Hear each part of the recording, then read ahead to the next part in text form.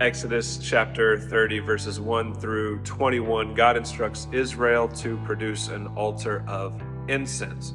This is an altar upon which incense was to be continuously burned. In the same passage, we see instructions for Aaron and his son to wash themselves, purify themselves. We see instructions for Israel, particularly the priests on Israel's behalf, to present the offering of atonement, the atonement sacrifice that was to be given annually. And while this atoning sacrifice was given, the people of Israel were to give financially to the needs of the tent of meeting. There was a fixed price that people were to pay each year. It was the same for rich people and poor people, and perhaps there's something here to be gleaned about what it means to have a just economy. But that's not the main point of the text. We should ask those questions when we read the Bible. The Bible does apply to every arena of life.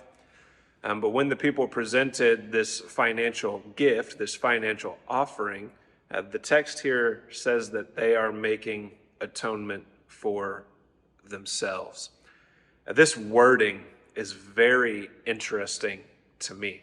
How is it that any person can possibly make atonement for his or her self? That seems impossible. We are stained with sin.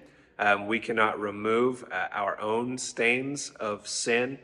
Plus, we know that this didn't actually atone for all the sin of a person, because they had to come back the next year and give another offering. There had to be another atonement sacrifice presented on the horns of the altar. So I believe this is a picture of what Christ will later do on the cross. He is the perfect atoning sacrifice. He is the one who quite literally pays for our sin. And so this money that was given, it was used for the upkeep of the tent of meeting, but it was this picture of people paying for their sin. People paying every year for the sins that they would commit. And when Jesus comes, he pays for the sins of his people with his body and blood upon the cross.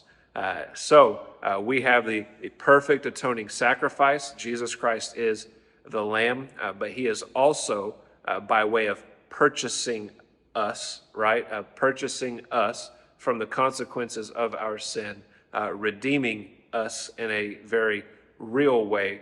So not only is he the substitutionary atoning sacrifice, he actually takes those for whom he has given himself as his own possession. And that is why in the church we use language like we belong to Christ. We are his subjects. We were bought for a price. We are slaves to Christ. That's why we use this type of language, because quite literally, starting in the Old Testament, we receive this imagery. When we get to Christ, it is fulfilled. He bought us for a price.